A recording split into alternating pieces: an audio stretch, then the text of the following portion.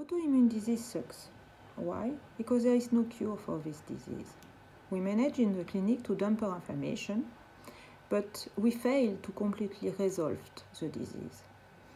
And in my lab, part of the Department Clinic of Medicine Dry in Erlangen, we are looking for new pathways able to fully resolve inflammation and particularly rheumatoid arthritis. As you might know, rheumatoid arthritis is an autoimmune inflammatory disease that is affecting up to 1% of the population. It's characterized by cartilage damage, bone erosion, joint deformity, and disabilities. It's well known that, in fact, there is a genetic link between rheumatoid arthritis regulation and T cells function through the alteration of the PTP N22 or the CTLA4 genes. In addition, we know as well that T cells are fully required for the affinity of autoantibodies that are driving the disease.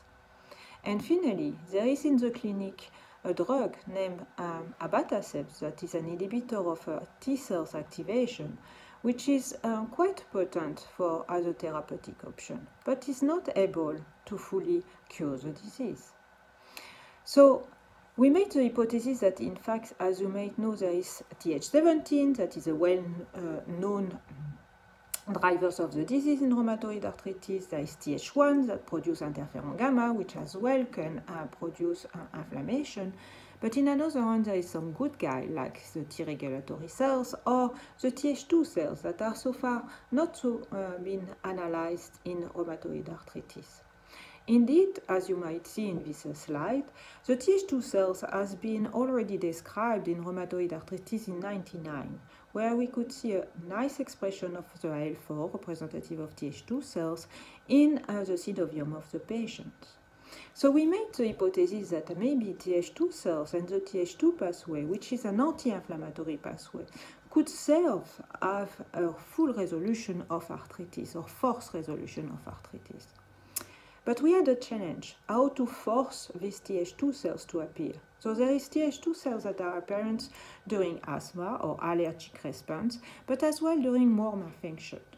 So we made the following hypothesis that, in fact, the warm affection could drive a resolution of inflammation through the activation of Th2 cells and an anti-inflammatory switch from the pro-inflammatory macrophage into an anti-inflammatory alternative macrophage that will resolve inflammation.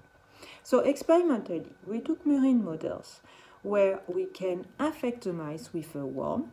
The worm infection that we decided to use was Nipostrongylus brasiliensis, and it's a transient affection, meaning that after 2 weeks, the mice are able to fully completely eliminate the worm from their organism.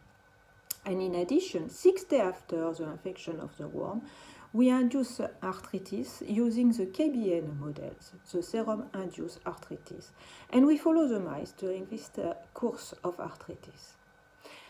As you can see from this slide, and quite interestingly, we could see that in fact the worm infection completely stops inflammation and completely stops the arthritis score, and as well stop erosion, and as well we could not see any increase of number of osteoclasts. When we checked T cells, we could see that in fact only IL-4 positive T cells in the spleen was upregulated. There was no difference in Th1 or no difference in Th17. All our models is transient, right? The worm infection that we use was transient, the serum-induced arthritis that we use was transient. And we were analyzing whether there is as well a transient curve of expression of these anti-inflammatory cytokines such as IL-4 and IL-13. And indeed, as you can see in these two graphs, there is as well a high upregulation of the expression of IL-4 and IL-13, which is transly going down.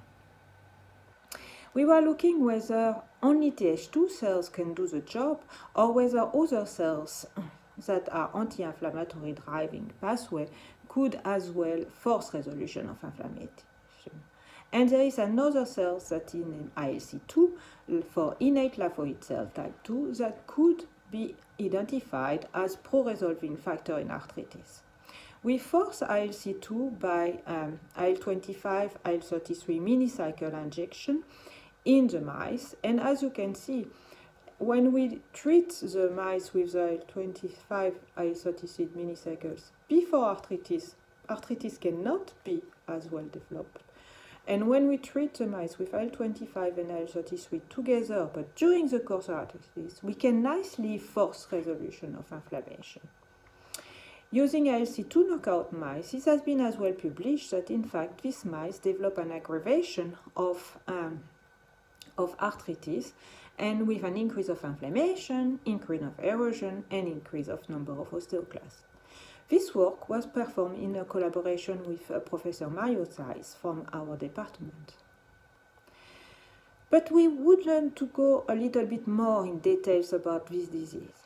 And in fact, when the Th2 and ILC2 are upregulated, there is another effector cell that could be regulated, and these are eosinophils.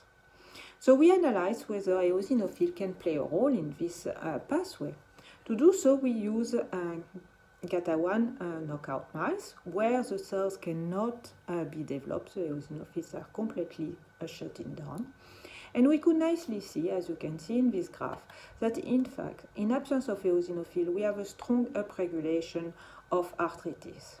At the opposite, when we have an increase of eosinophilia, we could see that in fact we have almost no arthritis that could be developed in the IL-5 transgenic mice, where the eosinophilia is really high.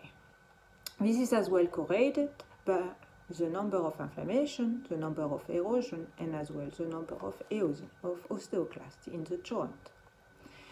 We wanted to have a little bit more of a therapeutic aspect. Therefore, we isolated the eosinophil and we transferred the eosinophils to the mice, to the GATA1 knockout mice. And as you can see in this graph, when we reintroduce the eosinophils, we have a decrease of arthritis at the same level of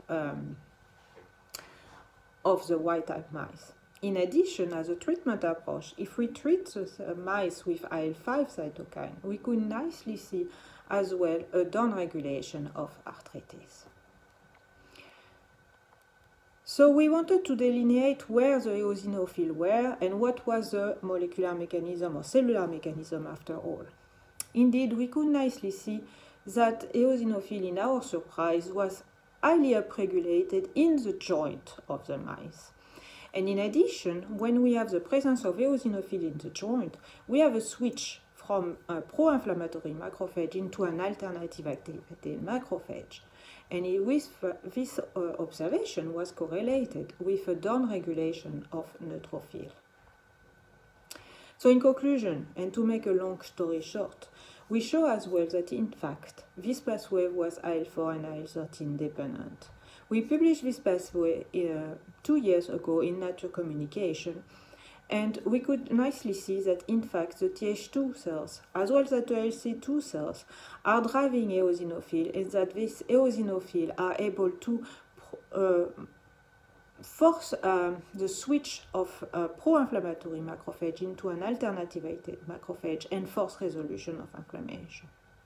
Currently, we are working on the following hypothesis that in fact there is different subset of eosinophil, and that eosinophil could be forced and used in the futures to induce forced resolution of arthritis, but be careful, without changing asthma and allergen response. And this is quite of a challenge that we are currently investigating in my labs. With that, I hope that I convinced you that this pathway could be used in the futures for therapeutic option. And with that, I would like, of course, to thank the people in my lab that have worked on this, and particularly Daria Andrew, which is the head of all the work that you have seen today. Thank you very much for your attention.